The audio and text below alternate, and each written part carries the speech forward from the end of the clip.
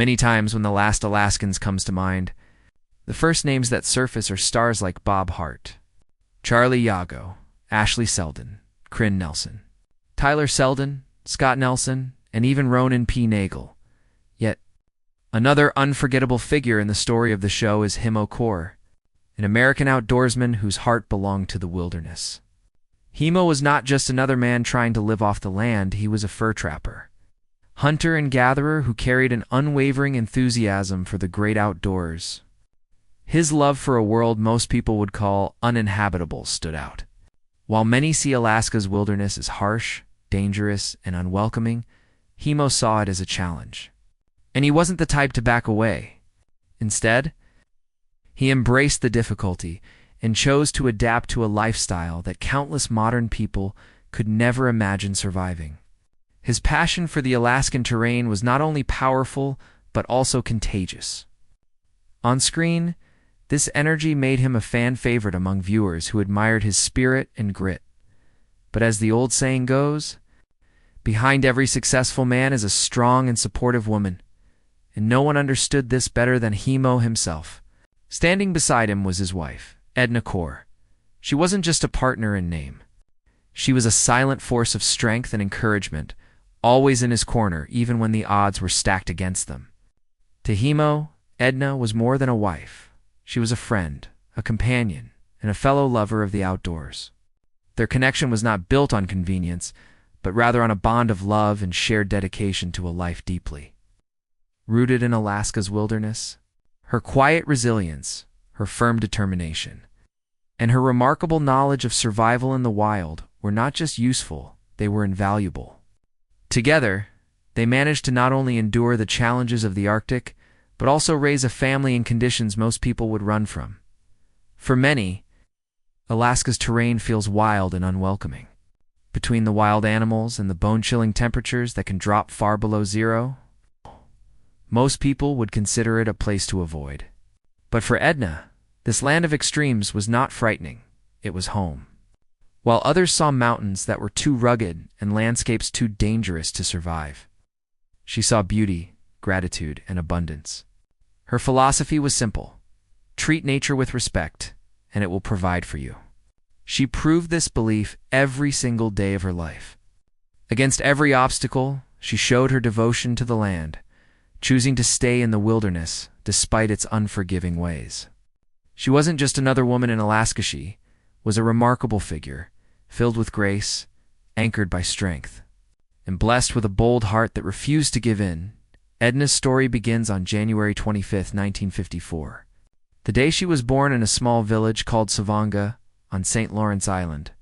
This village, nestled in the Bering Sea and located just 36 miles offshore from Russia's Chukchi Peninsula, was no ordinary home.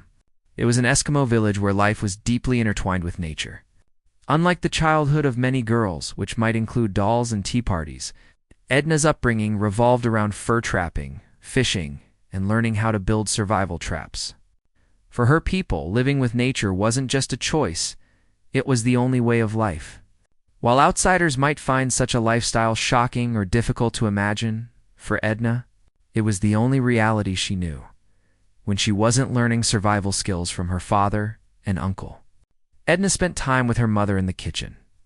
There, she picked up cooking techniques and recipes that blended tradition with practicality, turning raw ingredients into meals that sustained the family. Her days were often filled with treating animal furs, cleaning freshly caught fish, and preserving food to prepare for Alaska's long winters. Because spring was short, her family used every moment to gather what they could. Knowing survival during the freezing months depended on their hard work, though it may not have been the kind of childhood others would dream of, Edna was happy. She found joy in the routine of her family's way of life, and those years gave her the resilience and resourcefulness that would later serve her and Heimo in the harsh Arctic at night. She would sit by the soft glow of a kerosene lamp, listening to her father's stories. These weren't fairy tales or fanciful fictions. They were tales of love, bravery, and clever heroes who triumphed against impossible odds. Through these stories, she learned that success often required courage, wit, and the will to face challenges head-on. Though she had no television, Edna's imagination painted pictures so vivid that she felt as though she had seen thousands of stories unfold. Her childhood was a foundation of patience and strength. She learned to wait quietly by a riverbank for fish to take the bait, to simmer stew slowly over oars, and to wait as traps yielded animals that would become their next meal. From this she absorbed an important lesson. Good things take time, and patience often leads to the sweetest rewards. Unlike many children, Edna never opposed the life she was born into. Instead, she embraced it fully. She learned to thrive where others might have struggled, and grew into a woman admired for her quiet confidence, wisdom, and determination. From an early age, she carried herself with the maturity of someone decades older. She remained calm in the face of challenges, thought quickly under pressure, and never gave up when others might have surrendered. Her gentle but firm spirit made her stand out among her peers, and her slow, steady approach always brought results. She didn't dream of leaving her homeland for a new life. Her dream was simply to continue living the way she always had. Rooted in the wild, civilization felt suffocating to her. The lights of cities, the neon signs, and the endless noise seemed to blind people to the real beauty of the world. In the city, you could never appreciate the moon when it was hidden by artificial lights. But in the wilderness, moonlight was a gift. It allowed work to continue at night and gave a sense of freedom when the sun disappeared. Living in darkness taught her to cherish the glow of the moon, and this connection with nature was something she'd never wanted to lose. Edna loved the outdoors with all her heart. She thrived on setting traps, working the farm, and cooking beside her mother with the aroma of fresh spices filling the air. Every skill she learned from her family felt precious, something too valuable to abandon. She carried the hope that one day she would pass these lessons down to her own children, who would then share them with the next generation. Just like her parents had done for her, she dreamed of teaching her children how to trap fish and cultivate life even in the harshest conditions. To her, raising children who loved and respected the wilderness meant ensuring her people's legacy lived on for hundreds more years yet. While she had the wilderness, finding love in such an isolated world was no easy task. Life in the middle of nowhere with no electricity, no roads, and no neighbors for miles wasn't exactly appealing to most people. Few were willing to abandon city comforts for a life where wild animals roamed freely and winters tested your will to survive. For a time, Edna found companionship with a Swedish biologist who, like her, was deeply fascinated with nature. Their bond grew strong, and eventually, the two became engaged. They shared dreams of building a life together, but tragedy struck when he was killed in a plane crash. The loss was devastating, made even heavier by the fact that Edna had recently discovered she was pregnant. Soon after, she gave birth to her daughter Millie. Losing her first love was a pain she carried for years, and though she remained strong for her child, her heart ached for a long time.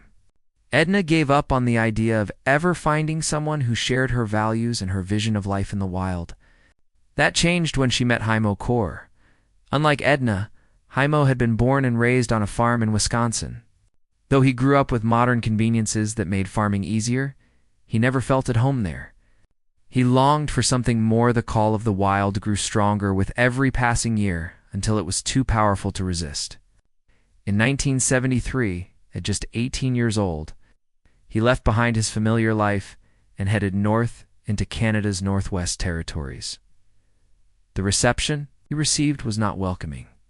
It was the era of the Vietnam War, and many Americans had fled the country to avoid the draft. Because Heimo was the right age for enlistment, people assumed he was a draft dodger. This led to cold shoulders and mistrust. Yet Heimo wasn't there to run from war. He was there to run toward a dream. Hungry for adventure, he searched for work and eventually found a job as an assistant to a hunting guide. He received no real wages, just room and board, but for him, it was a start. With no real knowledge of wilderness survival, but with a burning desire for adventure, Heimo began his new life. After a few months, his curiosity about Alaska grew. He asked his boss about opportunities to live as a trapper there. At first, the guide resisted, worried that Heimo was not ready for such a difficult life. But Heimo's persistence paid off, and eventually the guide flew him to a remote cabin once used for trapping. It felt like the beginning of his dream, but reality quickly hit. Inexperience, bitter cold, and isolation nearly killed him. He lost food, fell through ice, and came dangerously close to starving. If not for the guide checking in on him, Heimo likely wouldn't have survived. Defeated. Heimo was faced with a choice: return home or try again under safer circumstances. He chose to go back to Wisconsin, but the wilderness still called to him. It echoed louder than ever, and after a few months, he decided he would try unknownly smarter this time. That decision led him to St. Lawrence Island. At first, his focus was entirely on learning. He spent his days with her father and uncle, absorbing everything they taught about fishing, trapping, and survival. Edna stood out immediately: smart, confident, and skilled in ways that humbled him. Over the years, their respect for each other grew into trust and then into love. Still, Heimo wasn't in a hurry. He was young, still in his 20s, and Edna was still healing from her loss. Plus, he had no home yet to offer her and her daughter. But time revealed what his heart already knew: if he didn't act, someone else would. By the early 1980s, Heimo and Edna married. Before that, he had already carved out his own life in a rickety cabin within what is now the Arctic National Wildlife Refuge. For Edna, her years with Heimo marked a new chapter, a chapter of healing, love, and building a future after tragedy. Together, they blended her deep-rooted traditions with his adventurous spirit, creating a family life in one of the harshest yet most beautiful environments on Earth, finding core and eventually falling. Deeply in love with him helped Edna heal from the heavy grief she had carried for years. Core was not just a companion, he was her true soulmate in every sense of the word. He treated her as his equal, respecting her strength and her wisdom. Time and again, Core placed his trust in her, depending on her to share responsibilities as his partner in both life and survival. Their relationship went far beyond the labels of husband and wife. Together, they became a team, a pair of kindred spirits who shared not only love, but also a powerful devotion to the outdoors and the wilderness they called home in interviews. Core has openly admitted that there were countless times he might not have made it out of. Dangerous situations without Edna's steady presence. She was his silent force, a grounding influence, who made even the vast, lonely wilderness feel less isolating. For Edna, Core brought something equally precious. He gave her the gift of a complete family. Together, they committed themselves to ensuring that the lessons they had learned through hardship, perseverance, and the pursuit of their dream would never be forgotten. They wanted their children to grow up with the same passion for the wilderness, to inherit not just skills for survival, but also the values of resilience, devotion, and love for nature. That, for Edna, was her greatest wish: to live in the place that felt most like home, while raising a family who would cherish it as she did. More than anything, she hoped to pass down a legacy, one defined by resilience, determination, and an unbreakable will. Yet behind Edna's courageous spirit lies tragedy. As remarkable as her story is, her life has not been without deep sorrow. Before meeting Core, Edna had been engaged to a Swedish biologist. They shared a bond over their passion for the outdoors, and she believed he was the man she would spend the rest of her life with. Their love was strong, and they were preparing to marry when Edna received the happiest news of her life: she was pregnant.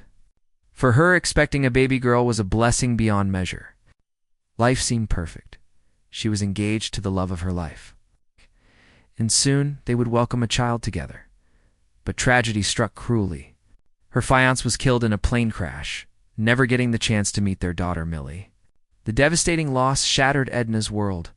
For years she grieved while raising Millie alone, holding on to the memories of the man she had loved so dearly. It would have been easy for her to be consumed by despair, but Edna pushed forward, showing her strength and resilience. Then, when she met Core, it was as if life gave her a second chance.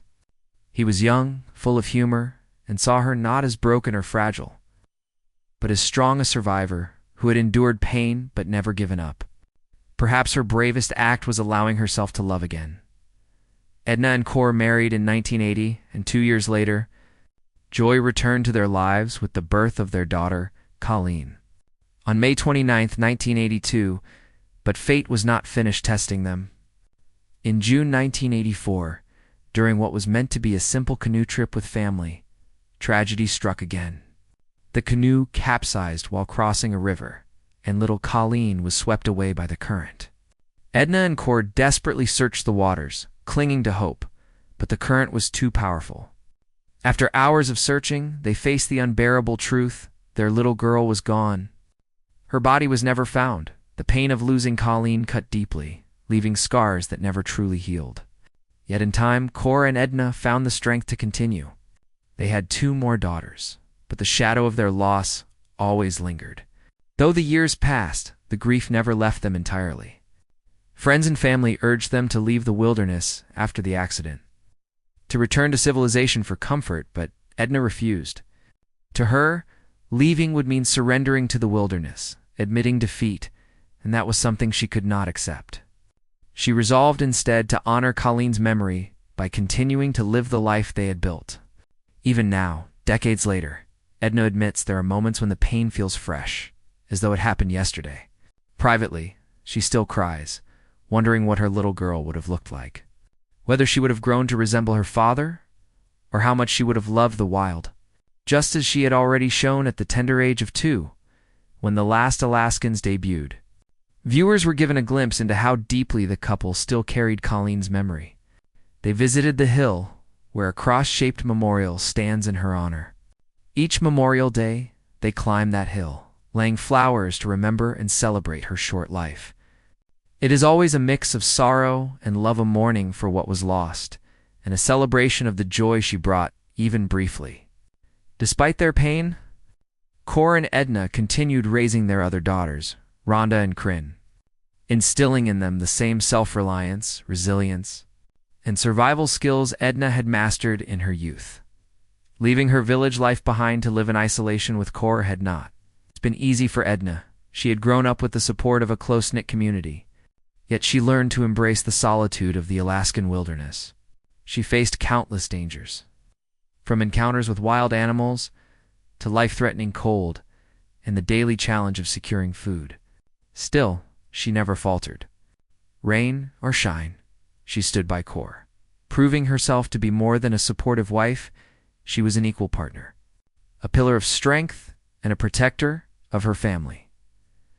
Those who know Edna describe her as wise, resourceful, and deeply devoted to her loved ones. But even the strongest spirits have vulnerabilities. In recent years, friends and family noticed changes. Edna became quieter, more distant, her gait slower and less steady. Her once warm and radiant smile now appeared forced, and her eyes seemed shadowed by sadness. Eventually, the truth emerged: her sorrow was not only about the past, but also about the future.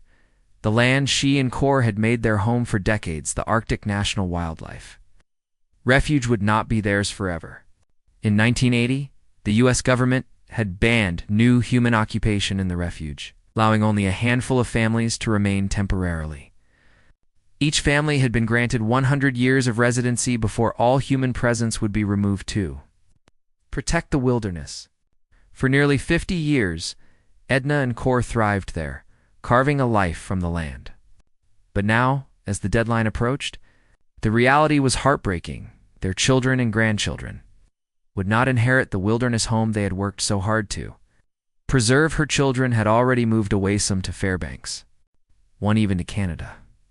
Though Edna had dreamed of her daughters and grandchildren embracing the wilderness, life had taken them in different directions. Now, she and Kor split their time, living with family in Fairbanks during school holidays and returning to their cabin in the fall and winter. But it grows harder each year. Age has begun to slow Edna down. Tasks that once seemed effortless now leave her breathless, her hands losing strength. Still, Alaska remains the place of her heart. It is where she found love, raised her family, endured loss, and built a life of courage and resilience. Yet as she moves through her 60s, she faces the painful truth that this chapter is closing. With every passing season, she feels more keenly that they are among the last of their kind, the last Alaskans living life entirely on their own terms in the wilderness. For Edna, this realization is both heartbreaking and bittersweet. She now treasures the time she spends with her children and grandchildren in Fairbanks, cherishing new memories even as she holds tight to the old ones. Her daughter Kryn, who has chosen to follow in her parents' footsteps, will carry forward that spirit of resilience. Forging a new path of her own, Edna's life story is one of love, tragedy, courage, and strength. She has been a partner, a mother, a teacher, and a guardian of the wilderness. And even as her time in Alaska's wilds draws to a close, the legacy she leaves behind of resilience, love, and determination will endure. Edna's journey is a remarkable one, not only because of the wilderness she conquered, but because of the personal storms she endured along the way. She carried the weight of unimaginable loss, the death of her fiancé, the heartbreak of raising a child alone, and the devastation of losing her daughter Colleen so tragically. Yet she never allowed these tragedies to define her completely. Instead, she transformed her pain into strength, showing the world that resilience is not about ignoring grief, but about moving forward with it, carrying it like a scar that shapes who you are without crushing who you can become.